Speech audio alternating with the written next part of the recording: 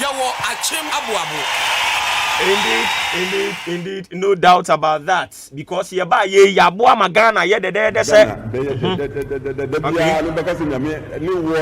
Milk and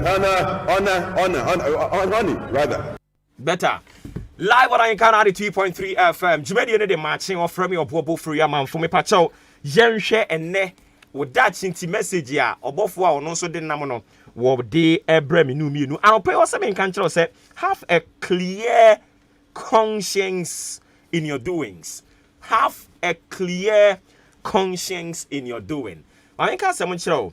Yes say utiri mu fita inti amwanku.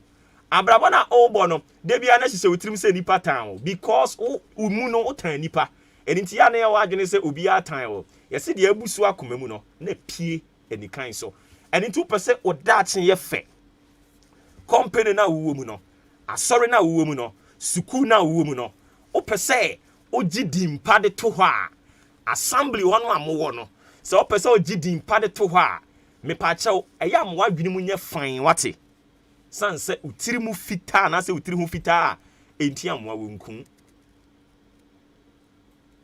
onya unu se nipa abochenku nipa mienu baako 1 2 3 oma abochenku epe enam se ni tiri mu nye fine na de bia enkrofo nsam hye ni munti no ena agene se ye ka ne ho asem yei abrabo na obo no se wamfa obi hu asem anhye wo mu obi ya omfomso frɛ no ka kyɛ ne sa brantie de aye ne mani anye ho ababawa me repeat de oye ni biem o ka kyerɛ ni wi a yifiri mu kɔ wanim so no de be sini mu no no obenya trouble aye ona sɛm a have a clear conscience in life, have a clear conscience in your doings. I didn't cry me kwakwe ne kra mo be bu mi din o mo be ka sese me pa cho do it, let them say. I always tell you, sir, we have some people that is the work they do and they know doing it best. Uji free wa monsam wa mu ni hweye biem. Uji free wa monsam wa we are unemployed. And so those people, allow them to talk. We call them naysayers. Omi akasa for jawomo. But you that you are doing, you the actor, always have a clear conscience in everything you do. If you know sadena we no oh ye ni ye pa de aboa ma adwuma na konanim, oh ye ni ye pa boa ama asore na konanim, school na konanim, continue to do. Yes, I know they will be calling you names. Waji atanani ase. Hey, they say there. What opesi ehunu so onene boss no. Let them say. Allow them to talk. Una wini baby a wani kire. Asore no, nyame adom, wakenkan Bible ate ase ama wahunu say, e wo se wo fa nyame adwuma ne yie because Bible say, ne o fa nyame adwuma no, wa fa adwuma papa. Adwuma no so ntumi fa ne sa akeke. Responsibility wo ho.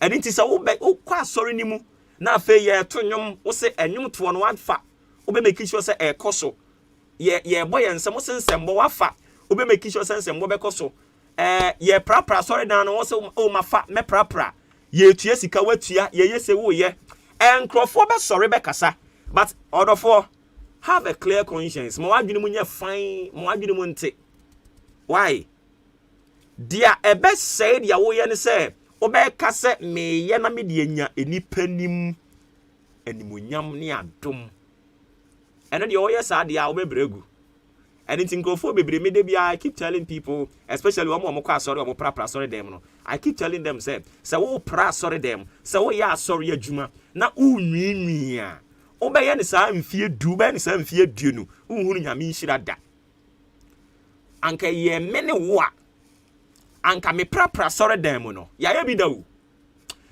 enipa anka na asem nti aba one day ye be kan asem ya ye bi da asori dem o pra nyina na wo kan wo tirim awurade ohaw ne amane bia e wo mabra bom me pra tuagu ade bia ma nipa nhume me so akata me nhia me boafo me pra dan yi mu yi a me pra fia tuagu yi me pra ne nyina tugu na se dan ne mu ye fe na nipa bam no mka se edan mu aye fa saa na mama bra bonye se wo pra wo ye adwuma wo nyame fie na nyame kan wadwene mu te na wo ye ne saa ye ne saa ye ne saa ye ne saa ye ya ya ma na ye yi ama ye eni nto won so ye be yi ama na nwinwi o enkofo be kan no wo mo ya kwadwofo What we are man before you want go for the ball more dey be out what say you me born amane ansa.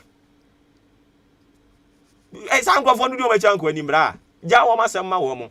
Na mom wo de ne say nea wo ye bia nya adwene mu fine ma wotiri mu nte. Ma botaye tie de wo ye no achi no enye papa wo da chinti. Na sorry ne fa sorry ne say wo dia. Adwuma ne fa adwuma ne say wo dia. Baby a wo onsa ade bi a wo ye no na ma onsa ko ano no fa ne say ye wankasa wo dia. Na bisa wo say ye wo dia e na wa fa obi e na wo say no anka ani beje. Have a clear conscience in everything you do. Have a clear conscience in your doings. If you do have, trust me, Nyankopon obehye wanimunyam na ongu animu ase da. Ne enkrofo be keka ne de no de omo asem a ma omo nka omo yakwadwofo omo ni dwumadi ntia so omo ewu dwumadi na omo nya akwadwofo e na omo pe ade na omo yini yi a anka omo hunu say wafa we no enka omo so they will run to you. Oh, okay, ne wo pra me pra prehia me yem pra nwie nanso enya mi krom ni Ghana ni enya mi krom ni a so obeye waje mo ma ne nya ne ehwe waje ata na ni ase no ne enim nie wunye yie da se sa wadwen mate what sa onkoso jai o fioko jai what sa wunye yie da enya no mi o yade e wo Bible ni mu also obey mo me fama ne ehwe na watete ho na mo hwe no so wonye ye yi a ne mo afere anya yi a na chese ne mo kan na bam onyame ehu wo da chinti me dofo wo de wo ye bia no ya wo nya adwempa na yi wo yem na ye ne yie okatuafo ono ne asafo awurade ono no betua wo ka ono na wo hunu ne ahinta ewo hunhum mu ene honam mu nyina na watua soka awurade onka yen ho na ye da chinti yentu anamo wati sei na me wogidie se ne ayeye bia ye yi adwen mu ye yi yakoma mu na ye ne yie na senkrofo ka kora no a awurade ebetwitwa age yen awurade beka bia ma yen na ye be yen kodimdifo o da chinti medofo ye ne sa ma me na ye bedi nkonim amen.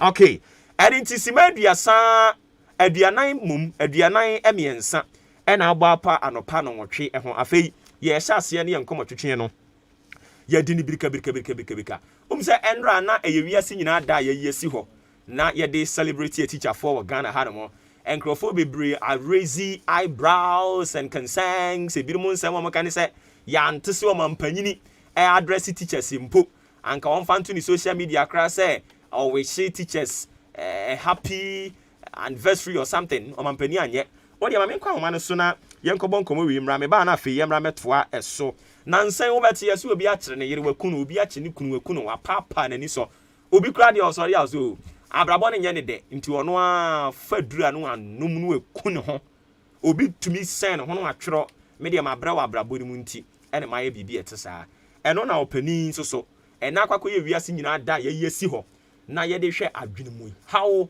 ene kwanye ye befa so a ye besi ano no ye wura yi enso se one ye won komobo kakra doctor Mensen Kwabena Peter a mental health officer doc ote yankan no pay yama achen e de ba henkan 93.3 FM so mejo so menia umpombo ko de nya minimum pa bo me hoya pa ye de radia se nti e na akoye World Mental Health Day no ye kan sa na magye so sen o se ye kan World Mental Health Day na magye so sen it could be you. It could be you. Ebetimi ayewo. Ebetimi ayewo. Okay. Yate. Wadawro ma unsempe bebre no Ghana ha. Ukoko fat topic yati say the buy say hey.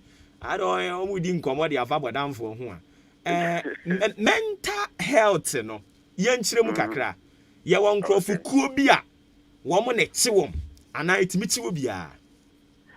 Yo, many of that say, my father, when I say, and share what you for you now.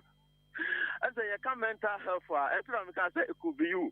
Mental health, I give me a it's me, OBPA. Yeah, I know, because I bet me, I am. It's me, OBPA, or you are for you now. once I unified with Ajimo Yare. Na unse Ghana had ye dia ye nyina eye common na yenim ne se obi ayi ne ho na wone nam ana all kasa kasa eno ne ye friend se owo adwene mu yade generally no more explanation be the man. Oh, Ajimo Yare na guma hudo bebre. Eguma hudo bebre na normal omo yi omo ho omo nam ono na ye omo condition ye schizophrenia. Omo no na tem bia ye ka se omo wa Ajimo Yare but gugum ebi ne se obi ahye no ho akonfo ana se obi a onom nsanum no boni nyina Ajimo ha onti na nipa no yesa nti Ajimo ha no Ajimo Yare nde do so bebre.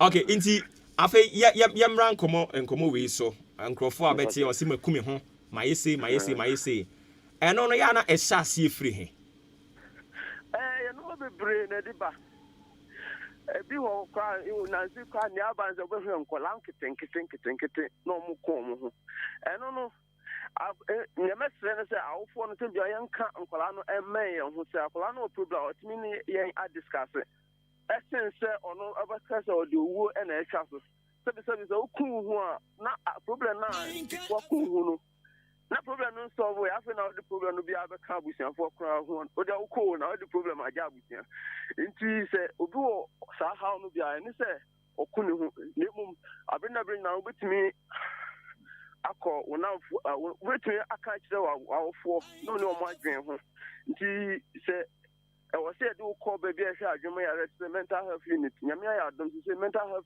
unit na don't say oh baby I for nanya baby mental health unit ya. On wow sebea how na was no be free how no munya owo and also solve that problem. Okay. Me jidi say before I will be arrival on say okuku ne ho no.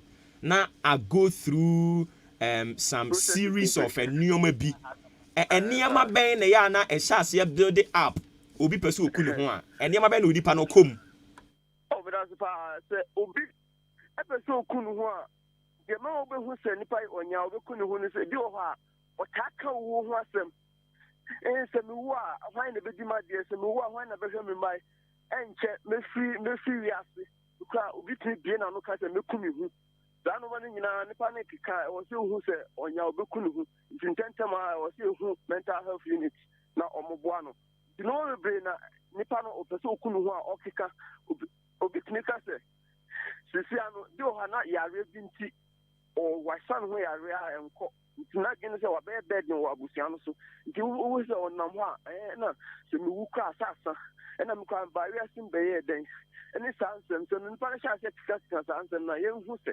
nipa no nya obekunu hu ntina ntema ye hu mental health unit na ye mo ano enti ebasa we being the immediate family and I say extended family no emwa ben na yebetimi dia masa nipa na yebetimi an na namfofo a wono mu di nkomo ana bibisa emwa ben na yebetimi aboa that's fa nipa no sha se kika sansem na anomo a wose tu an se nipa na okika sansem no onu na onye na bako doctor mu akoje mo nti ya ben no a okika kan sansem na ya te no no kwa lo se akaka no wate ne ho o pese o kika ko nipa mu no wa yedi obi a okasa pa no wa yedi nti yehu sa no na nyew yesa pe ntema ya mfa nipa no enko psychiatric unit na ya hwe we ansan ya de yankomo hwehwe no kra de si mental health unse obi wo ho no mo a se me tia me ya me yefun ya me ya ana o yare bi nti wo mu a na wakọ regular check up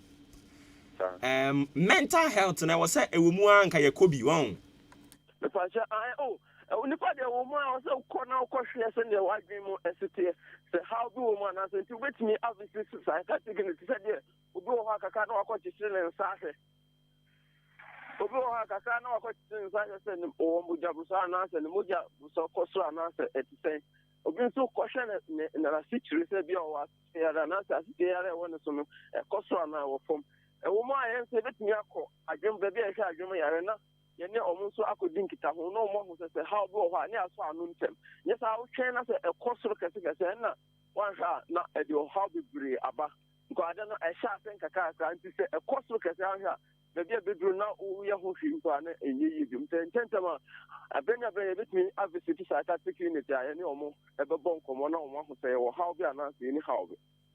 Not me ever queen, Namakushi, Madame for Kwanswa, hospital ben will appear 3 months, maybe about down food.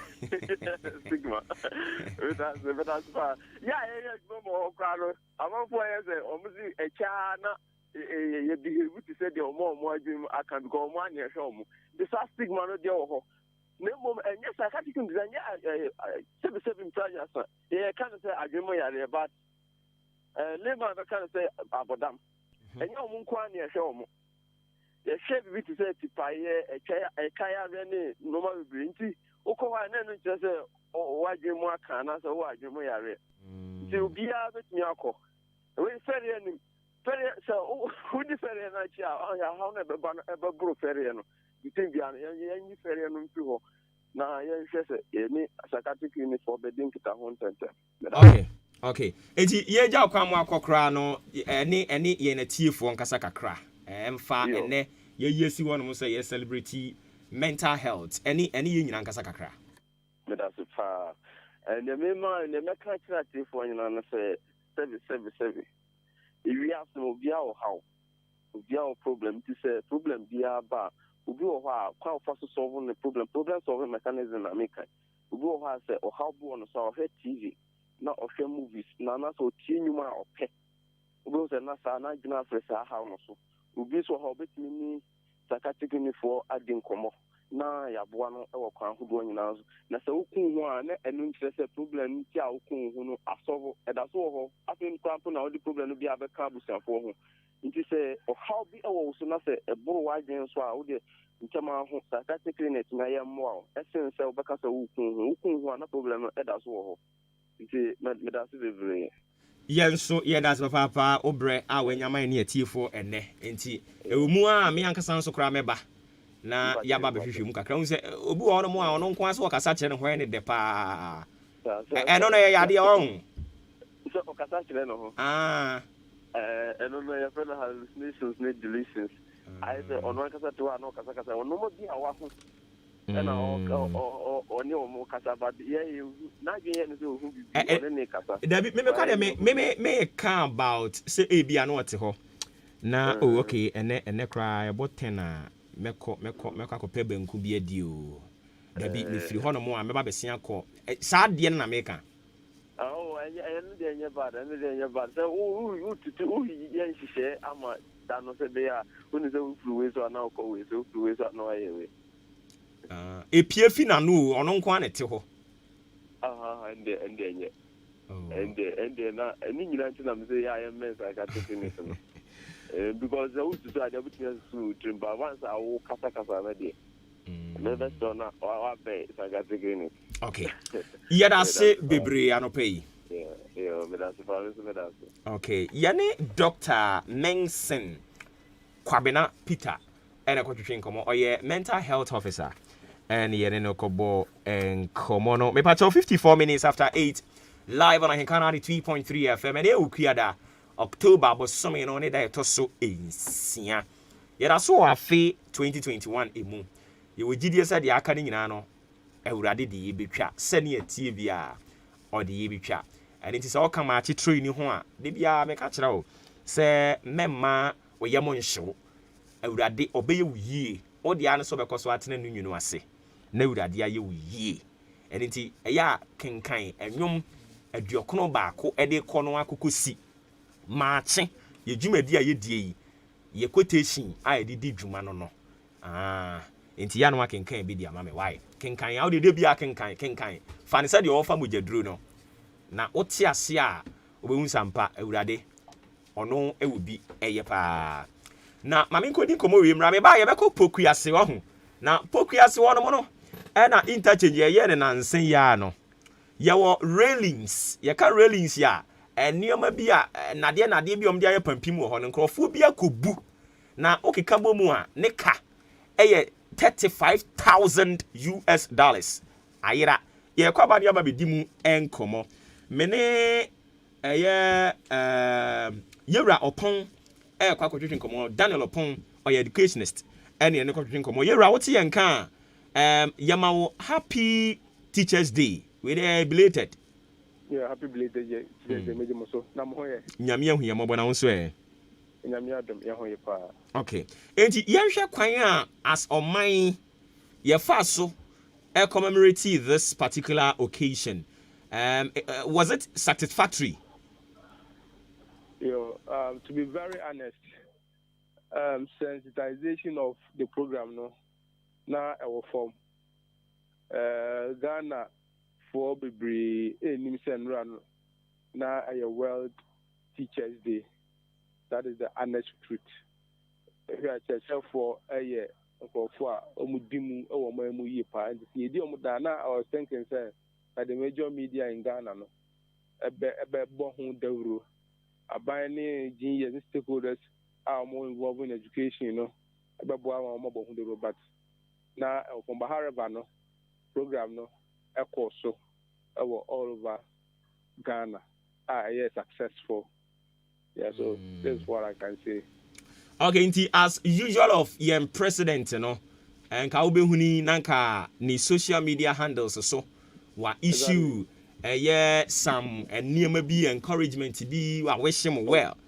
Bibi Sanko so vice president ni page Bibi Sanko so including the minister of education anopaya na yehunu say ono so updating na dia afi no always him a signal say amokra ma bremo bi ana we say since time in memorial no teachers concern no ayana our form kakra banaka me say with Dr. Aduchumka trend medicine but we teacher for a year need condition of services and teacher for say the bianca be train you money at the end still na our form because we teachers day pa na 7 previous even put the farmers day and any other day a holiday my teachers. So how much more than a teachers day and Kazanga teacher focus? Teachers one and crap, they never bring into Kwamba sooner penny 4 first almost 30 teachers award. I had the opportunity to speak to most teachers. They were naive, sir, and not a World Teachers Day. To be very honest, teachers were bringing. So it doesn't speak well as a nation. Mami misa this question. What could be the reason? Say we know about one wa bano. Now Obano creating a birthday, Urefi. That's Obano, you know Obano. Simply as that. Oh, you know Obano. Because Ben a bit my boss Teachers Day, not teacher for Ankatakura need. Not Teachers Day. Now I should be in case a holiday for teachers. I think a holiday for teachers. Teachers Day should be a holiday for teachers. I don't need for Monday, a holiday for BR. Teachers Day, and yet a Founders Day is your holiday. Not Teachers Day, you did and there maybe some particular teacher can select them. I'm going to some duties. Not teacher for school. It should have been holiday for teachers. And no, Obi so cry say, oh, Papa, you refuse birthday. Now one can student and also so refuse birthday. There's a one can cry more bro. Because at least akola de omu an kwa kokai wa wofo da nyame ya domo ha e bena da ya me birthday. You keep reminding your father.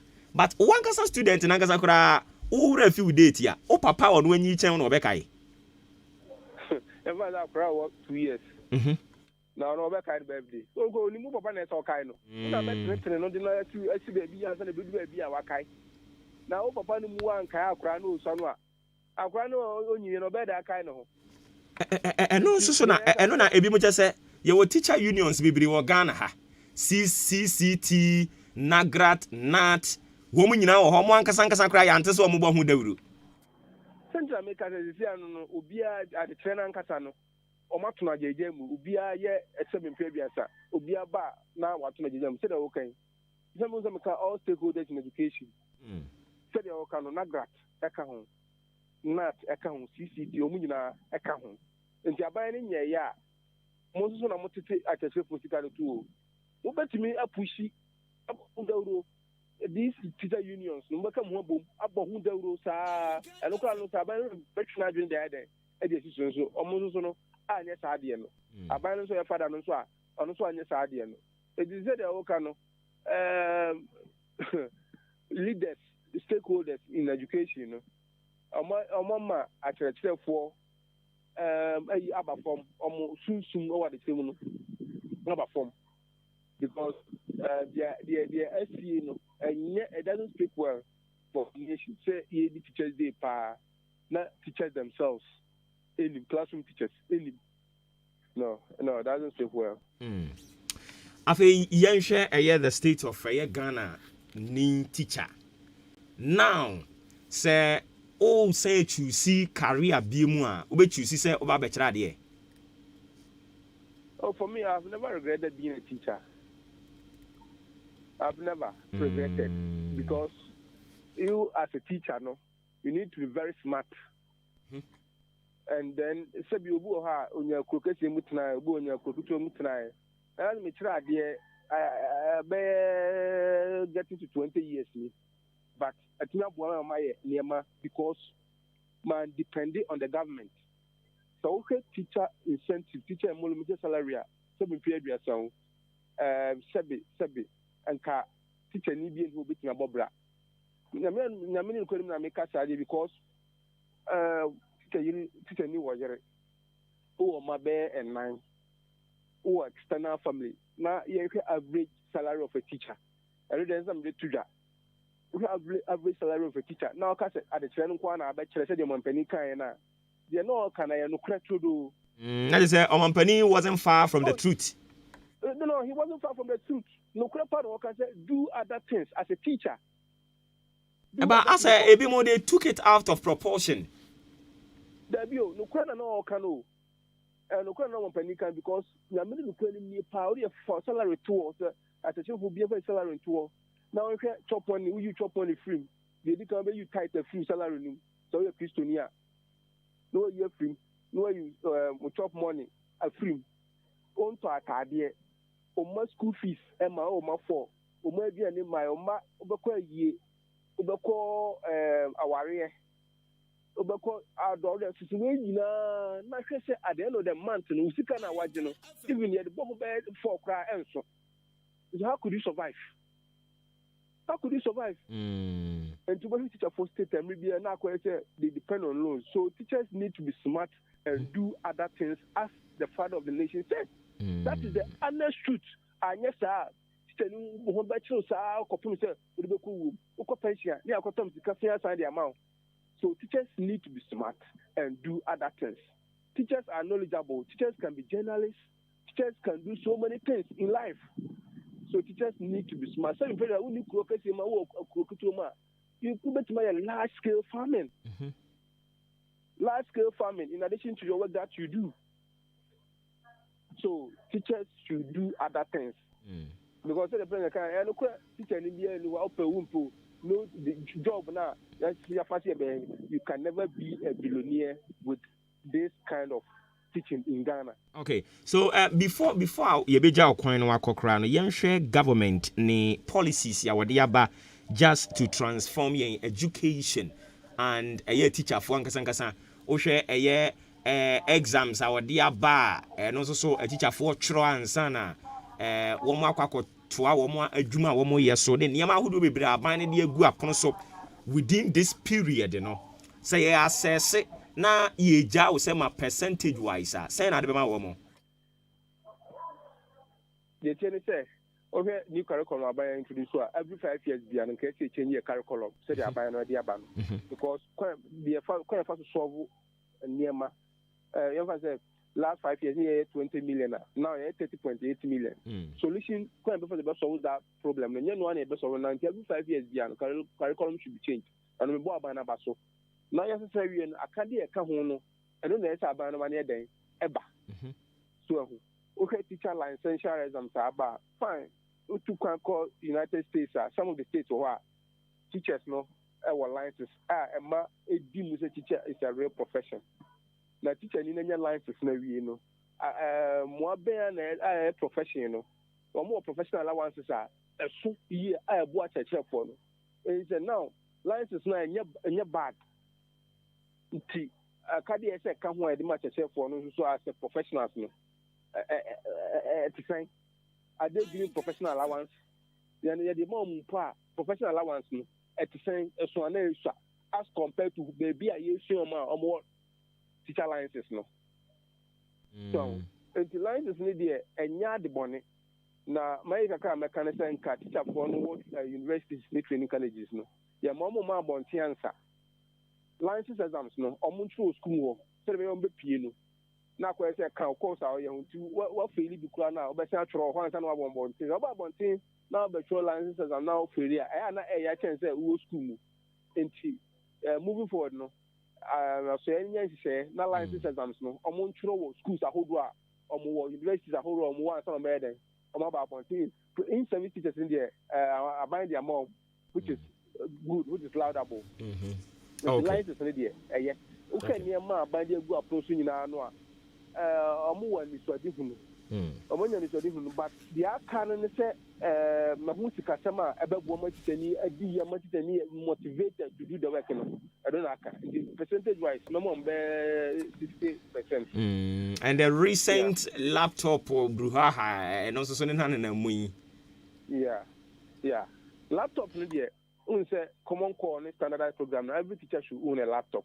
I know dear, enter a year. But okay, laptop about the quality wise, no. May any opportunity say there, and then I'm also social media there. Almost me to be a no crack, no crack. Just said your mobile laptop here said the NTN. May be a some never share. Anyway, but laptop there. I bet I actually be now in a digital era. We are in the hybrid learning era. So every teacher should hold a laptop. Bibia was what about boy. I'm at check for Juma. According to one thing, I'm kind of the abandoned in terms of education. A good thinking, a very good thinking. No, and I'm about community and say a car. I say yes, no, and there's abandoned no. Okay. And Kayamwa call, but me producer said me you I didn't know ways so at home. Nagrat. Eddie abetu just say universities ahodo no omo consider entrance exams because ohwe leakages ya ye tro wase a obeti ese appeal ha no omo esuro se anwe na daachi ye nya quality students ya omo beba universities ahodo se ekoba se ye gye atum atro entrance exams and sana ya gien ewo universities ahodo mu Ghana ha something ideal on. Yeah, but now, why Kankasano credibility is being undermined. Na intimi and Trahoma, Afibia questions ability. That's the option. But credibility to be a tertiary institution, Kranwa. About to go when you're all A, no, when you CD near the ends, no, at the chain. Or in Kababwa, say you will be an equal platform. Also, when your math A, elective math A, okay, mathematics A Legon, okay, mathematics okay, West. Mathematics when you know math questions, you accepted your mom in average questions. So what pass what in quite out to solve. Even Crano, leakages in my quality, any Sakranke. Yeah, so the Baya, say indeed, it's a genuine law party to senior high school. Question said, Mama, I saw me so when she a compastor said, only key crano, ye entrance examination, and more beautiful quotation institution, and Kaya. And Kophobia Mocha said, oh, Debbie. Unipana Bren Hua Quacotro Wasi. Now say entrance one, why? Not to say, what you know, party. That was here, the approach should be holistic, and this a fruit trip. It's what your party are. And there was Mr. Quattro entrance exams pass. And the questions are, say, bar on best sector, may you show say, and deviate from the syllabus, the curriculum. And deviate from that. A bit you could have say, exams now, what's nearby, and questions be back me to make you one. So, and I know that question, Crown, or make any change variables, numbers be. So, and that's how supposed to be. Now, but what as a party there? Also, I said, now you say, children for what you are poor into you've forgotten about you at the end of the referee. And there was a real to know about transfer as your person, or not intelligent. And I believe the entrance examination should come back. Okay.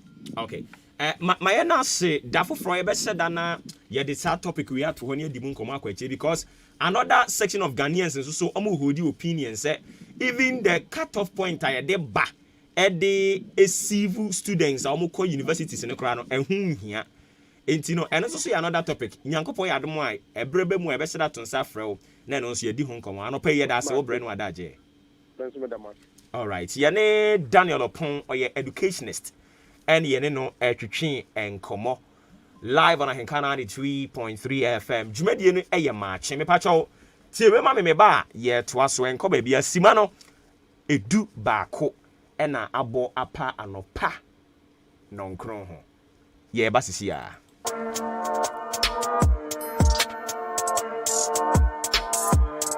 So, I serve it hot. I give you all the gist in the entertainment fraternity. I'm the music plug too. You're from Kobina Kosti. I branch part the perfect gentleman, host of Showbiz 933. Me bring a whole new package. So meet me, I'm a pandit. What you say? And Kolam for all genders, all age groups. That time timing almost 3 almost imagine so I Etiana ne wansem kan no an average pundit like some of us now we find it hard to discuss him, but it's what we supposed to do because we need to do and it's show business. Because instead of quality on and too high in the idea. Don't I do it massive for Americans one boys na crack say. On the delete music from digital channels so decoder so. This and every Saturday from 1 p.m. to 3 p.m.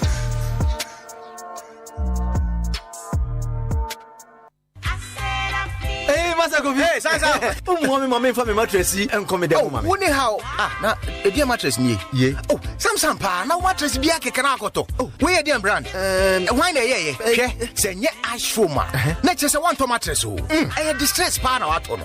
Aha nko a. Mattress e be ma wa chia ye o ya. De bia na odi mika kwa hospital. Nurse for no kra hu no wa start dwane. Anaza obeto use mattress tray bia. E be ma asusu dai bone. Anajo sori na keke tisa wo krama risky. Tie e ash foam mattress ni nimpaso no mape ne mahunam dua no hojojo no etnetene wapom ne ma oda na ho na ma nipadua na sisi ne ho so afeno meni ewie begiem papa hodo bebre mattresses, pillows, bed linens, duvets and in your mafe fight this is demo ewa ash foam Freyen was 055-299-7330 and now 0245-011-255 Sheshe ash foam depot ewo oda kede stredro akroso ana achiasi na beto ashfom product ko siesie with them wasaso ana wadwaye bia eduum so carpenter for ne upholsters mu betumi anya carpentry products na ewo ye shops wo be hu ashfom odan showroom ewo Ntiamwa junction. Ashfoam, feel it, know it. Better feel it and know it. Hey, Ashfoam. We are still live on Ahenkana 3.3 FM. Me pacho dwumadie ne ye Maakye eno an yeguswa yeti nkonwa kese so na ye de mamo ofre me Obuoba Ofori Amanfo. Me pacho ma yemfa we ntwem ansa na matoa so ha no ma mfa we ntwem ansa na matoa so medical ka kire wo se okọ pokuasi interchange ya railings eyerade na ya my Ghana yikura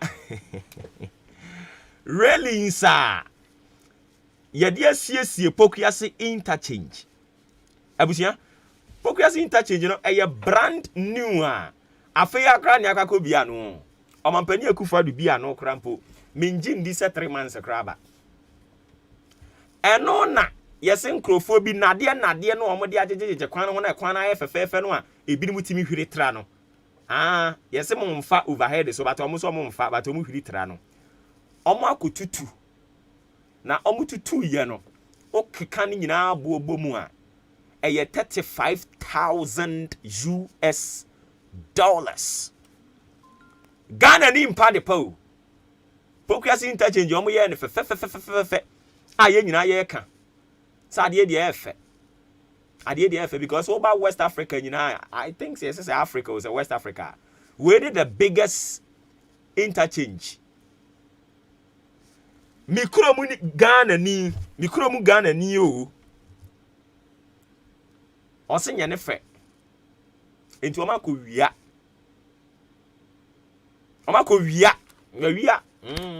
wia. Mikromu ni Ghana ni se interchange no aya ne fefefe no a ukọ man ahodo akese mu US ni UK aya na yetena ha ye de ho toto ho mo ko ha no Mikromu Ghana ni say railings na ya toto ho ne nyane fe into akowia. Mikromu ni Ghana ni say ono de onya ba bia mie ne choba abaso aba yi ono onya asase a won kran nyina asa ba bia onya ya epokuase interchange pavement ne so ene ono nso so ose onya ya odi wo fufuo. Mikromu ni Ghana ni o ikro ya enso beka say ene kwan say yenye kwan no ene Mikromu Ghana ni ye kwan no pavement eno nso na Mikromu Ghana ni say wo de twa ba akosi wo fufu a ede ho no na nkrofo kra beto. Mikromu Ghana ni say ye pe market o ye sip na ase say ka kra mebo mu nkuom ka kra betwi inform su nkuom amanga adwen mo dwen abi na ata na wa ata na abi na wa. Mikromu Ghana ni kro ye wia wasa be ka kire wo say Joma ama bae wa memo number akufu ado bae wa memo number enso mu wura fi say ye nipa mienu omu bo mu din wo mu ne nam wo so na ye si market ene ye ka kire wo say ye nkom a omu esi twa feche wo mabo mi mfi taduku omu de tete ho. Mikromu Ghana ni ene me kire Mikromu Ghana ni suban. Mikromu Ghana ni me kire ni suban. Mikromu Ghana ni betena ase na de ya ban dia no asay because enya ne dia because ose sade ne ya ban dia yem fansoa. Mikromu Ghana ni o Mikromu Ghana ni na tena ase eya nhwe ha e ma achemodan traffic light controller enkrofo kro yi o mako bagod eye ofrani say hypocrisy interchange wo mo really say kan wasem ene. Mikromu Ghana ni bia tena ho achemodan ha awia kete e ma controller. Mikromu Ghana ni hwenhwe ha e me tam controller ne koye adan a ede wi say omu ye adwuma no a ede wi say omu siesie no a e no ma sore no me de ko. Mikromu Ghana ni na se ye chekere wo man na these are the characters we have e wo man ni mu a ugiri so man na be ko nanim. Oka se de bia ne ba betena ha no na ye fire MPP ye fire NDC empanimfo wo boa ye betena ha won so ye be fire ubi because Ghana for bebre no ya man bofo wo mo mpa man ni ye wo mo kekaro manimu manyame so mopa. Mikromu Ghana ni usuba anya jai mo de asori atetare mo ani ase ena ade a ema oman sei ene yeye enti wo mo pokuase interchange ho no betimi aka kire me sei enkrofo a wo mo call ye sei wo mo kwa call bagod eye railings no wo mo sase se wo mo tutuo si wo mo twawo wo mo sase se wo mo ye no. Mikromu Ghana ni betimi aka kire me sei obi biara mfana ni enhu kopem bra nkrofo ewi ade no ekwan kakraka sei highway. Mikromu Ghana ni emfa ne ho. Mikromu Ghana ni wonko kan ye nya no. Mikromu Ghana ni wono ne ho ye ne de. Mikromu Ghana ni media me peme wasam o. Mikromu Ghana ni ne nsam okeka media mete glass mu intimento to abo ufura ntomago a eni apripragro. Mikromu Ghana ni nsam obekeka no. Media menko kan ye nyame o. Wefu a mo de omo pasem sura asem na menko kan ye menka. Mikromu Ghana ni subano no simaduenu ena abapa no pa no nkro ho medafo tie we K Asenso Limited o se me kan kire wo say swinging wheel office chairs enkonwa papa ena wo pa fu edi kire mo K Asenso Limited quality wooden chairs ena afi authentic bookshelves open bookshelf audio documents nyina de be hihye mu a e wo say e free K Asenso ho secure adabraka of Iran Clinic, Kanesi Flamingo Road, and I'll be who K Asenso Limited. Ewo. If I tell friend was 0302 257 209 0302 257 209 and 0302 919 739. K Asenso Limited, or say home of quality office chairs and bookshelves.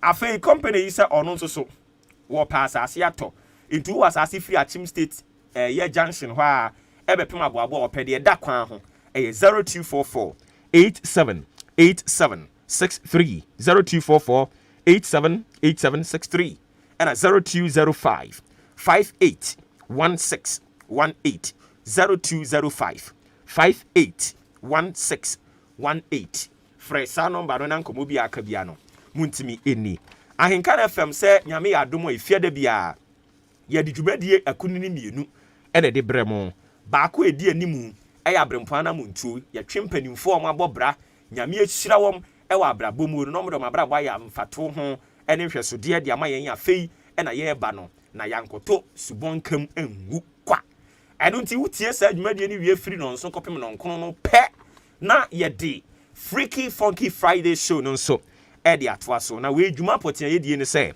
emrante ne maba wa nyame adom mo wamam eye adom akyede ye de to nwom ye de raga la la la la la la la me pa cho nia wo to nwom pa wo to nwom a nyansa wom wo to nwom antiase ye wom enye yi nwom basabasa bia na be rapo wa ha ne mo sensu ne ma na akoroba na ye da bi enye no mpa cho to nwom pa wo to nwom pa na enwom papa ni wanim tiawa editi free no nkronkopim du baako efiere bia Steven Frimpong ansu your friend DJ Tozik and some children pet and away out with Dian Kasan ya de wo no etumi yira ne din foforo bi na PSA boom and inti Steven Frimpong ansu DJ Tozik no oye na adwuma e wo Peace FM inti fiade bi o betena se wa Henkan FM ha maka cho se ahenkan ni PC de e atani ata inti se wo firi ha na wo bo obere yi abetumi akoho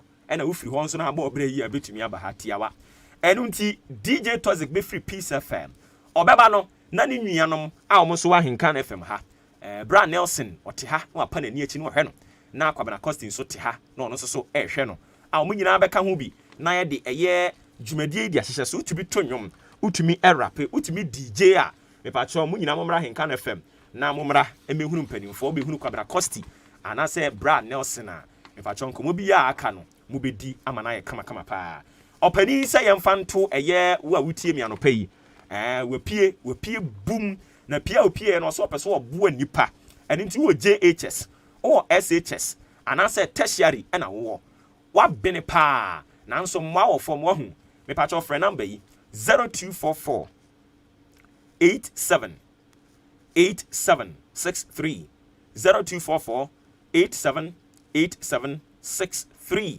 ofresa number yi a eyade a nkomo no ne aka nyina yebedi na ye kama pa ya no ahye ne nso se nyesa wo ba ya asem GHS ana mo SS ana mo tertiary no a na eno ano no yebebisebisa onsem kakra terms and conditions apply ya no ahye ne nso e de amame na company nso no nso won saase bebre wo tonton ani ti se o pass ase ato achema boabo ne potem a adaro ma friend number yi 0553 044069 0553 044069 0553 044069 and number be friend mo am hwe me Facebook no wan say ene have done in a year ash foam wo mo atade efe otade ani achewade ntime to obi no ma chemi atade no kama pa and nti usufo ani kire mu ash foam the quality mattresses de aba obana oko senior high school and asa oko boarding house no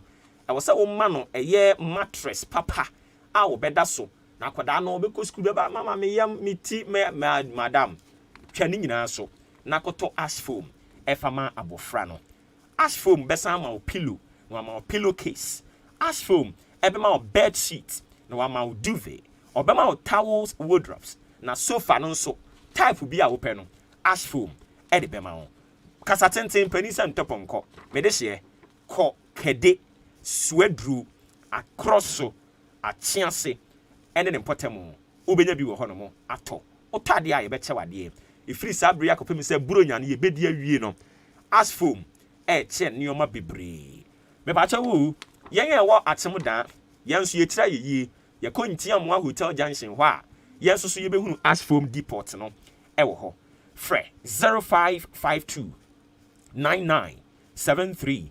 0552 997330 and 0245 011255 0245 011255. If I talk fresh number, son say, as foam dear, you feel it, you know it. Companies yada roma, and a joda copy mu fiada wa brand new sia abo apahun sima eduasa. E copy non-du ye de ahenkan Maakye e de bremwa. Obuoba Ofori Amanfo.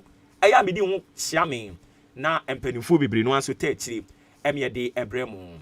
Adwempan Kofi Mensa ka ho Kwame Asante ena Kobike odi ahenkan Kwame ye bo ano ankasa ena oye the main man our tiny nyina achi Nyankopon hira ne papa enche Maakye benya 1 year se Maakye nya 1 year we will celebrate it big here ni nyina will be the doings of odi ahenkan Kwame ye bo a baby obi anyame hira no se de bia kochi mufamfa ha I don't know me about bedru baby yedru no. If we continue to say we are the best here, indeed, na ye the best in the east. Na eye mo ankasa nso ada Roma.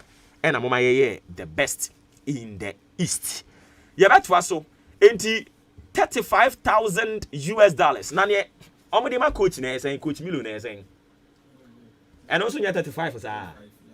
And also 35,000 sa. And ono de ne 30,000. Good. Enti ya de 30,000 ma coach Milo ye nyina swa ya ne gese ne nya me kura me kan bi coach Milo empje sampa ya boni to ye bom pai na se nkwa na yetwa moja wa ayi bayi ofre ne sen ukuda ya bayi ye be ku nkokọ ye de nsam egu form coach Milo wurade na se ye pe coach ya bobra Ghana ha coach Milo e coach masa ye ni bria no coach Milo sika minu mienu nyina na ye de ya no tu mu senye ene ye ka ditia no ampanso enanu say ma bompaye se Zimbabwe so yemu omposa yen se de omanya omompana omokora ni babi atade a omusie no omposa yen tese omonhye ba akopempo ene be hyen ba akope ana ehwe ne nhwe a ye be keka niam bom Zimbabwe fu ne ye modro ye bodro ana gene ejine sa na bo si ye nyina nimu aye dwobire ni edigina ho coach Milo awurade esa obi e ko bobo a bompa ye nti ono be bo menso mebo e be hwede nyame betie no coach Milo Ghana fo e bra yesu ye se ye tam 30,000 the amount na awurade nso ahwe so am wadi nkonim na de bia wo je sa 30,000 Ghana no eje ye emfon Ghana ha ye be bompa ye pa de tia no na sa de ye egusu a ye kekan ya na mi ankasa mi kromu Ghana ni enso so say ade a ya bo ka twitwi die aye wono so de donhwere wodi simape wodi be se no bra bibi aboko de ye ko kan mo se ya no ya nso de ya no ya nso bibi aboko de ye na me kra de ni okoko wi ade ne ho nyama hi o se Ghana ni a oye nhwe obi kra nya ya kra nko be video o se ni aba no asem ato ne yonko en woso oboa no na watwe phone na wadi asi ne so wo video no ye wo ha wo o man but ebe yi 30 minutes after 9 live on Ahenkana 3.3 FM aka tell say ne Ahenkana nya asem de bedi komo e de afa Ahenkan farms Ahenkan farms ne bedi komo e de afa ani ti me pa ti we ma me ba na yemfa Ahenkan hi asem no Ahenkan hi asem entwa so ti we ma me ba. Fellow citizens, I ask you to be citizens,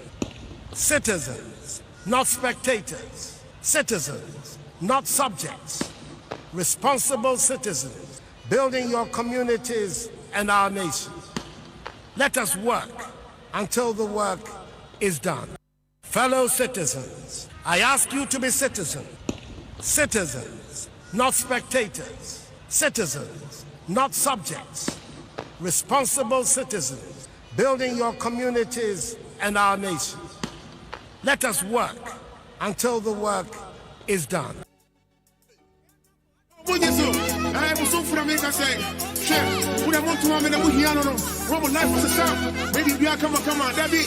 Maybe no one will be out from the honorable. Maybe my poor so cool. If you do when there's all these music that you possess it on.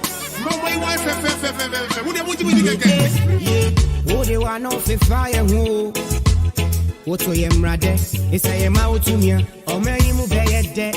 Ya brabo be ye fe ne nupe no ma ya pabe ye bie ye pro hiama ya kwabe papa wo sikanso ni medi hia o okoje sikra na wa bre ye mponyo no amemu oboni esi konto bo hini ye hu fitempo a ye se koko ona wo be kasem no ya hye won funu mu ma timemu fu na ye bre dollar bako sidi timinto Ghana adisiye Obuoba Ofori Amanfo emamo ate e de ba ahinkan 93.3 FM. Kenya sambi na mama kwesi ya re Onyo bina se makume mu mama. Ye enyo do hunyum na mitu. Dabio. Kwesi ya re Onyo bina se makume mu mama. Da da da da da. Koto to share. Okay, I don't see ye D and commodify I can farms and who be a pema or crying. Now on swab movie. My question me be so simple. Yes, Suba ya de 2 May win. Into a bebo or May. Me fast only being kahun. Question back open and me be so. Suba ya de Ghana hey. Into a bebo or May. Aya na atuna dwendwen se eh kura na mefa na me nsa akoma no saafo no na ye de ahenkan farm se de aba se sebe onye kwadwefo nko a na se opa adwuma de a ene da wo bete se ye kwa afuom na wonso beba bie no obenya kakra e de ahye wo ho eno ne ye omo a ya seda afa wo mo ye se wutie ya wo se me adasore me pe ba bi akona da bi eno no wo ba ye nimo I don't say ya frau contraband goose. No. Kwesi on the beat. Kadada tororo. AY City. Oyo City. Oh, what you so? I was so from America say. Share. Would I want to have a here? No. Shala. Maybe we are come on. That be. Maybe no one will be out from the honorable. Maybe my poor so cool. When there's all these music that you possess it on. No way, wife, would I want to be again? Yeah. Would you want to fire? What to him, rather? It's a mouth to me. Or may you move a dead. Ya brabo be ye fe nupe no ma ya pabe ye bie ye pro hiama ya kwabe papa wo sikanso ni medi hia o okoje Entina Inkai Farms. One of the best Ebin Cedar radio station Bibeba. Now I call Jasas Yantam. And Pennyfo more at Chim Batabi. Debia Miss Renyam Pass Uncle Swen Shiramo. Nanamo him for me who at me who be though, and Potemo Hanamono. A free bram bam Potemo Hanamon, I fear him who be. Say on Henny Bia, the crew, Edana Kumaso. Ye catching us a share. Min crow farm in one tia chimba to be happy, Juma. And into Moody be say de ba. Me montum would da. Majatum. To anyone and penning for a tenancy. And I'm penning for in a game called Ben Crew. None of them watching but to be my main sorry I could name Mamma, Yamin Shramo. Medium will be though. Because, baby, you're going now with your motor mountain. But one more dear. What's more punto? My main corner, deputy money Edema Hinkai Farms. You're bright champon. Your friend of Father Dixon. On the deputy manager, the Hinkai Farms. Manager, I don't pay my watching. Yo, Major Soba, Hinkai Farms family. Now, your phone and I pay. Yeah, that's it. Umpumbo, dear. I don't know room of Kaka. Yeah, the radia say. What are my more fool and I move here? Okay. And that day by a percent Mudi and Antimukakra and at the end so far with dear. Okay, so here you go so a dear Bruno. A fully 10 acres. It is still trying to be dear Brunelli. Wow. Now you dear Yesua, you sign the south fair, as the dear Dick and dear Brunet, dear Moroba Ako. As I'm fair, you know, you did dear Mako in your doane and two is so old baby. yɛgyegye baabi ato hɔ yɛde bɛyɛ saa adwuma no nyinaa na baabi a yɛdua aburo no deɛ yɛbɛsan de bɔɔde afa ase nyinaa kɔsi tire afuo kakraka no yɛdua no nyinaa bɔɔdeɛ hey okay enti wadaroma enipa dodoɔ sɛn na so far mo no mo wɔ adwuma ni mu a at least munya adwuma ni wi a obiara bɛkɔ fie na ɔno nso wanya kakra bi ɔde kɔ sɛsie the workers no mo yɛ adwuma no yɛ 20 oh mo wɔ afom ha yɛ adwuma sɛsie a meka sɛ kɔ me nam ɛsoro a baabi a yɛdua aburo no a mehwehwɛ mu nti ɔmo so gu so ɔmo dua aburo no kɔ no ɔmo ntam koraa wakaka nyɛ saa ka mema atiefo koraa ne ɔmo ayɛ den okay na wohwɛ ɔmo a wɔmo yɛ adwuma wɔ ahenka farms no wɔmo anim kwan ɔmo afa so atu ho akyɛ ɔmo de yɛ adwuma no a wohwɛ ɔmo anim a sɛn ɔmo anim tie ɔmo anim yɛ seresere ya na awerɛ ho wɔ mu kakra me na ada ɔmo ne agye paa sɛ yɛde adwuma bi sɛ yɛba bata bi atem bata bi ha ɔmo nso so ɛnyɛ bi a ɔmo yɛ den ɛyɛ nti saa na obedu ha no ma ɔmo yɛ adwuma no nyinaa wɔ anigye mu a ɔmo sɛsere kama paa because obiara pɔn a kakra bi a ɔwɔ sɛ ɔde hyɛ no ho kɔfie deɛ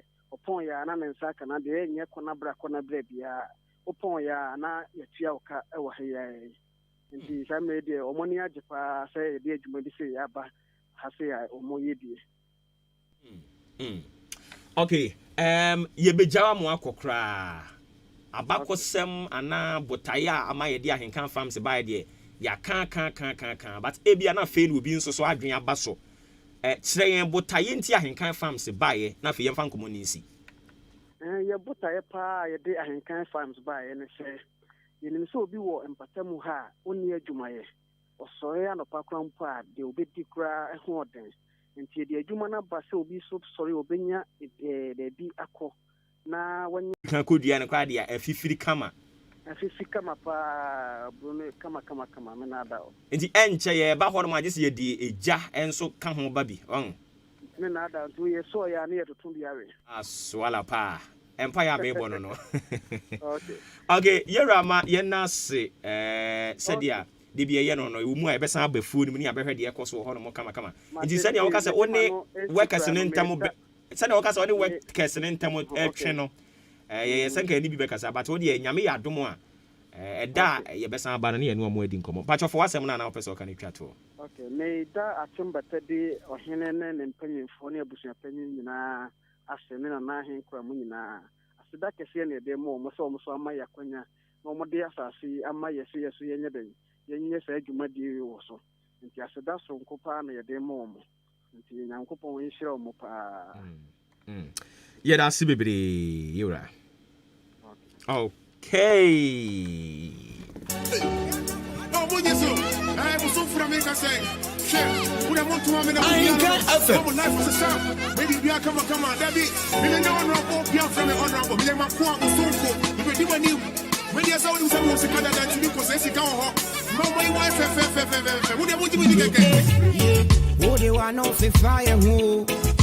So Teachers Association, we are University Teachers Association of Ghana. I'm the creator of the Abambontin UTAG. Almost say to all UTAG members, re-exemption of the suspension of teaching and related activities on all campuses.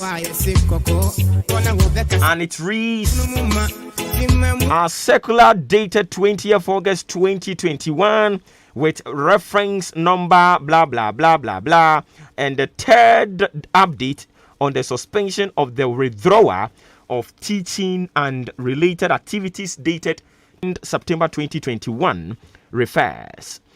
Following the signing of the memorandum of agreement with the employer to complete the negotiations on the conditions of service of university teachers within 1 month by resolving all outstanding issues which formed the basis for suspending the strike action. It is sad to report that the 1 month memorandum has elapsed and the negotiation has almost reached a stalemate. Unfortunately, the 1 month memorandum The employer never shifted its position, even though UTAG made a number of concessions. For this reason, the National Executive Committee of UTAG, at its meeting held on 1st October 2021, resolved that if the employer's position remains unchanged by Friday, 8th of October 2021, members should resume the suspension of teaching and related activities until further notice. All members are hereby directed to observe this directive and act accordingly. Thank you. Now or never. Signed, yours, Professor Solomon Nunu, National President, Dr. Asare Asante Ano, National Secretary. Enti wemo ena woman sashe nkrata abenti teacher fon kabomu ku ye university for de no. Omo say by Friday if ye dey di anim ya. Woman nsem omo ne aban ne kokan ne sa aban na nhwe no ampa mu ade a ene omo beko strike. Enti eno so ho ensem no ene ye de ama wo no. Ma memra wo na afei won so question bibisa wo say suban ye de te Ghana ha nti oman be yi no. Won so fa no yi fa bre me. Question bibisa ye simple. Ye suban ye de te Ghana ha. Men ko kan ya ye me. Mabobo bi so wonim dada. Se watie bi dia. Se na wutie mi a mabobo ye suban ne so. Ghana ni suban ne mabobo biri no aso. Sa suban yi nti be mo man yi aye yi no no. Me pa cho frɛ bre mu 0201 944 485 and a 0554 820 910. Say more money nye yi a ususu se den ye nye. Me pa cho wudi ni ba bi akase free. Pastor, good morning. Good morning, you comfort us any. Anyway, we are Salome mum. Mami Salo yentio. I'm afraid me more money ejuma pa. Yamen ko samo ahodena babwa ome. Amen. Now and then I'm afraid the obo de na ya no kre. Oman yan so ya wait ni subani de enye cry o say subani. Sansa dego haya ye nimse o adewe ya mekoyi embo so ye beye esera nanga so no anka sama ya mpani ni fantima ye das baba nyame nso na nyame ejuma nyame enka nso ho papa pa me patron so betumi aba na ode wadwen kire de abre yen 0201944485 0554820910 enye da bia na ye beso ya no agun sa eye amanyofo ne so e wo se ye nso se duru ba bia ye ho aduro enioma bebre atwape asɛ wɔ Ghana ha yen yankasa nso ka ho bi pɛse yasi market de ama dwadifo ma ne mɛma so wɔ mun kom ɔmo sɛ hɔ wa yen kɔ na ɔmo tete kwan ho na sɛ ka bi nso tip free na betwi fam so a ɛno nso yɛse aban mamo akyea no pɛ yi. Good morning. Me pacho di ni baby akase free. Pacho Gladys. Yeah. Me pacho yo yentio. Yo, ano pay di. No bo e boss abaso. Example agenta wanya. E di afa yen ye wo yem pacho mi ha ho ni eduma so nko a wo ye. Nse. Wonya abaso body. E da na se bebre. E wo ageni asen papa wo ye ho. E di a o dini. Binya bibia etoro bi na said you if you are going to me ba na o se nipa ba ku ni ni bi ha na ho an go mo sun ene Gladys wa homa no ebubu de ho tot pa mpa je odi ni ba bi akase free kafra we gina so ache fa che me obetumi asan ba biem 0201944485 and a 0554 820910. Me pacho udin ni baby akase free. Asanifo nyina enim baako pe. Piao. The lion face. Yes sir. We dey no pay en check esi nkoma. Enya min so enso nkwane no mo ho ban. Amen. Na me wo papa bi a asani ha wo ya henkan fempa e fe no pani kwame agikum. Pam bag. Shiane mami. Because sanity. You now, but that question you be say, a mem, yeah, for your man is out. She said, let me buy a land in the Cordan Hospital. Doctor Noah or share I for no. Well, through hospital one Mujari or down hospital accounting for government. Well, through one of that 3 hours, no be on where to offer. Or by your kind of catches you snashing, you mushy, dead. What? That's more kind. We allegation are we you? Ya kasa obi wu because e will be one am fa no emergency. Oh that. Ba yan so yan se adwen. Yan se suban bi a de to o man ni. Sir. Just obi kuta obi anu nsu o to atwe na wo kan. What is zoom lion e wo ho no. What? Woni nya menya djuma. Ya da se. Pia o enim ya chia asefo nyina kafra wagina so ache. Ma menchia Takrase Youth Training School no. I'm a boss, Mr. Steven in Tiamwa. Good morning. But you didn't maybe I can say free. Good morning. I'm very Abanga. Because I feel you know. Abanga Pacho lower radio set na for Yamon Komo. Mr. Abanga, me Pacho into. Yeah. Tell me what kind of Ghana for so be and your fe and your cononzo. Make a say. Shasa ya union for a honorable could do upon Chroma. To me, I got a first dinit Cassia, and Colo, Kumasi, and other clan. Why be a man as a four? Now, I can be as a set in as a four. A 2 bucket 12 shoot by a colo, and as a four giant. And here 2 more lagoon, and then shoot no you find. The Riani has had a bomber your follow. Say, I'm on yard, and I'm on your no munity. It depends on how come I drain Ghana for Bishubanya. I don't see more radio presenters more, and I'm some Mutimika. Now it's me as a subai. Now I'm on your phone.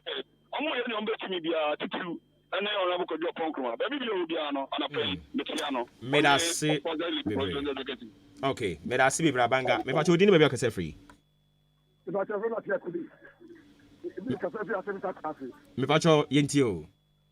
No, maybe I told you, it's in my no, because I can't tell you. Yes.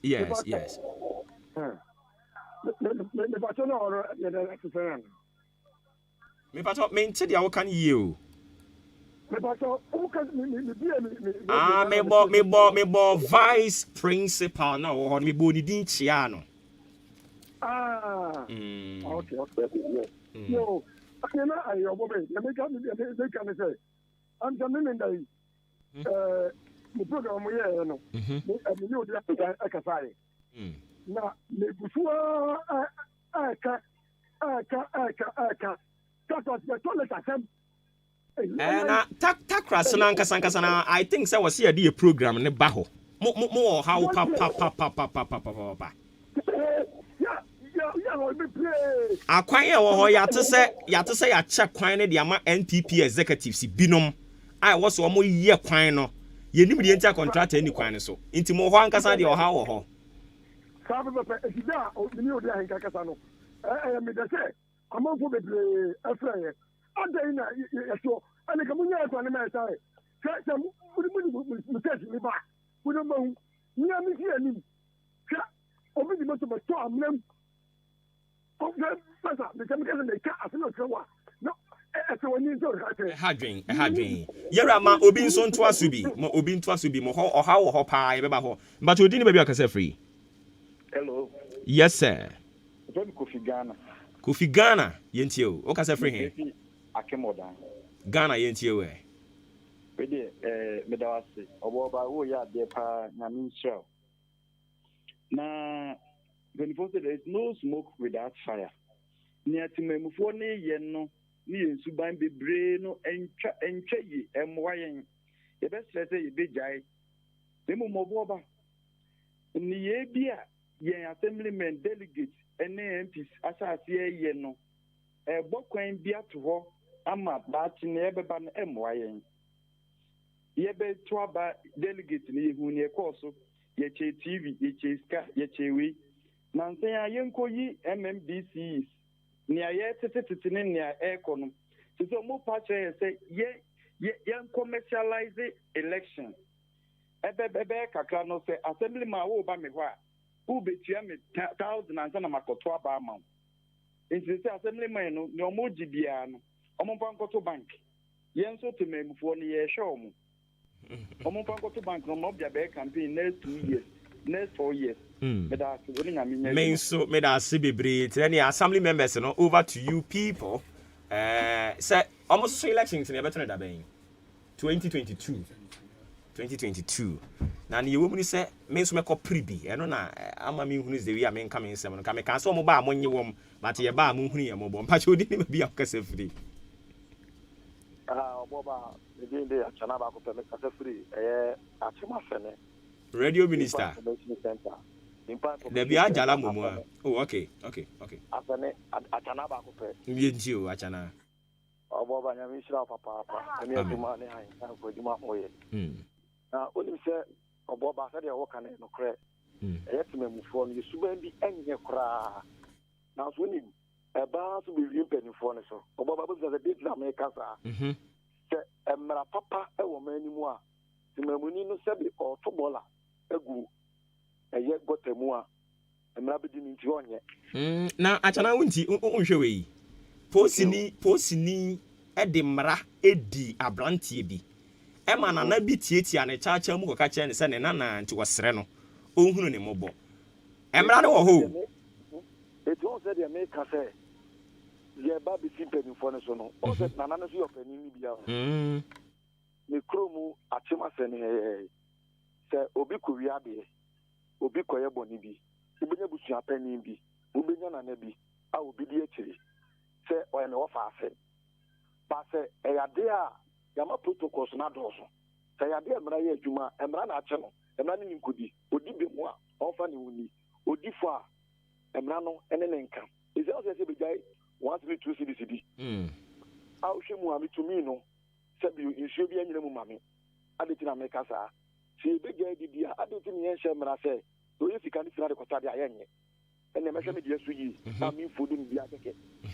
to atase ne mo ye ba be jai di ye jai di na still now 120 cities in Enyefi 20 cities yefi mimi yes kan waduma 20 cities ba na 20 cities airport o ori ba na 50 cities airport o it is yes dem wan to bia yen kan so chira so ba okay 2010 and 5 nya di na nti ye ka se ye bedi akire nso de ya hwe ya na ye sika ni nyina akoye coins ebe coins yen che na Nigeria for the na ase roba yen che mena bi na enye adwuma sa usika yi fina de kota de a yenye okay yo ton wo yiska obepa ne sanwa sana waje wa fodu ne kama ye da se bebre adwenkyere de egugumu ahoro ye da se nyame nhira wo mo bi nso emre bi mbacho din ani baby okase free da bi onye kra do mbacho din baby okase free Obuoba FM AB taxi driver AB me pacho yenti o Ewade sham ani adwuma mo amen adwuma de mo ye bi o Ewade o sham no nka mo amen Obuoba e come at me no o man Ghana na wo just be share anano MC abaya tui uti pacho bi ti o obi ka kire me say I am Mavic Tamana I honorable President Kusapa any kwetu omo pre MP no ma me ni jina ni mu dodo edi kwasa kwachi ento ma tu atian we asem nse eno de ye ayi enkoma nkofo di na abonten untimi kire se eye nokra na asenye nokra na se de buso akoma mu ni tia abonten na se ade o ma dwen ho yo enti na so ma na so twin dia so ma ne ni yo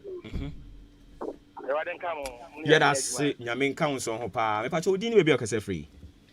Me pa cho atia ku bi ni atia ku na so bala ni ti. Me tra wa. Obu ni ani di mu. Me tra mo. Mo ma ni de. Mo mo ta kwase. Na mo hwe Thomas ni no ma be tani na. Yate. Me be na na mo to ameba. Mate. Mo fuel. Mo fuel pro na se. Me to ni mo. Mo me na mo hwe kete. Me pa cho yate. Yo. Why me amitimi hu yate ye betu anamo no why? Ye da si bebre me pa cho di ni be akase free. Jataba we dia me fana kola matom. Pablo yanko. Anope de oboduma nyame enka ho no ma ho. the welcome be brewing. Yesterday, your family members may say, Mombu, yeah, papa, and I do in here. Second time, your moko, Mondia, my mention boko. Oma, Jomia, I have seen Nani and Toma Kumaso. Because our family member said they wouldn't mean for them to be Diama. And then I'm into my. All right, Pablo, yeah, that's it. If I told you, never can say free. Me dente or you call the share. Nana Kushuwa, you don't have them. Mpacho yentio stabi. Yo. The Martine, Jumapa, Moboma, I think to Obuoba and Abosom. Now, I am Yida, almost a ne, and answer says Yawada, Namia Duma, Nana, Aba, I think Sedru, Abba by a commission. Ewo, I think Sedru. Now, this is a time requirement. The Cocopem in Kurana say a police ne Mahuti Juju so. Now, mean to me, sir, Nana Baina Yeju, say, almost decided, says almost so that do because one of radio station, may say, you did see Eba Honomo, and will be friend or see you. You see, and see you are reshaping. In Tiaji says you never from. Now, Sweden, men I'm home when you to Nana machine. Okay. And to me, yeah, cost to a hormone. It's more mamma. Me pacho, Mati, me da si bebre. Mo amo friending in Miss Remo Monfa and Chemi me breno. Every you do. Nyame ya domo a china. Se Yesu amano sandi yen kwachen ya babetwa so. Ni ababetwa osum kese no eso. We say on my good morning na Henkan FM ye bo adwuma den pa. I say fantabulous work. And I'm with Yankupun Shram Obuoba. If I talk catch the education minister say, Woman ye D7 fool, woman you mutung, Mr. Principal, Eddie Free at Chim Kokobin, and our D by. Na me sorry so na fe yedikasi abotew. Atwaso onunsu wi akwabena Costi already seated here. Oba betwaso edi amamo. Assembly members bi baako achim odan eye Brem Central Municipal Assembly ena baako nso so wo asene manso akroso eye district no assembly members mienu nyame adom e chena me ba me kom ho asem de akere wo hwe ebra so we have to do name and shame uboni din wa manani ewu na o chena wa anye ne oye ni biem nyankopon ya adom e chena ye bese na ba nyame yadom e chena bese na ba betoa osum kese no so odia nkan kwam ye boa bin the executive producer Jampan ni Kofi Mensa producing the show. Kwame Asante being in charge of the social media. Kobi K also eka ho bi. Wo frame Obuoba Ofori Amanfo. Nyame yadom no de yenkwa chen na se wa ma o chena ye bese na hia. Medofo hwe wo husu yiye. Wo hwe wo husu yiye na se Yesu bemu a utimi nyini che. Wo hia wo yonko a ya asre kire no. Donipa na mo adwe mu nya fan. Na be mu anyini a che. Be ma to aso e. Adishima ma mamu nyina mo achibiam sam makwaba edeba ahenkan 93.3 FM so.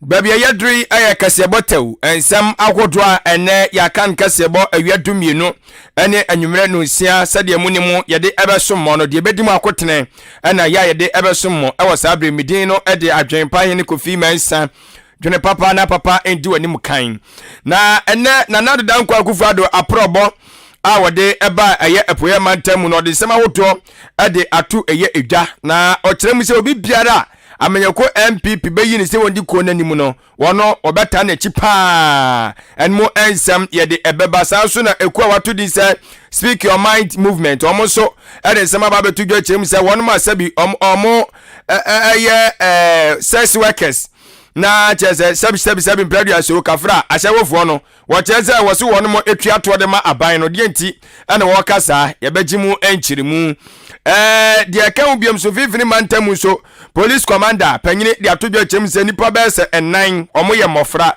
wono akwakoto eye ensum atimi ato nanam awonse to yedimo amane boni mu echemu nyina enso eba besom na sanso na domketo amwamra hyebadwa fie de atodwa chiremu se ahye omo hwenke dawudie dwumadie eso Ministry of Communication omo hwe na enei omo se yemfa Ghana card nkwankwa ya sim card registration omo se no ento asomu yemma modern yemfa driving license enka wo na afenso passport enka wo na entimi emwa emu enchiremu ni mu amane boni nyina no ye de baba abesomo wo pokuya se interchange enche kra na nadan kwa guvado ekopa wo entoma no kokohwe ese enoma ni bi wo no ma ye didi dwuma no enkrofo bi so afachiri ana wono mu ewiawia ye de mu ensem enso ede eba ye bako ankafo psychiatric hospital ho opanyine a wono so ewon mo hwe adwen mu haw ya de de nsema wo dode atodwa ede afa ekwanya efa so a ye betumi ene wono ma asafo yi omo haw yi mu ye betumi no mo enso etimi atena ye de mu enkomo ede ebeba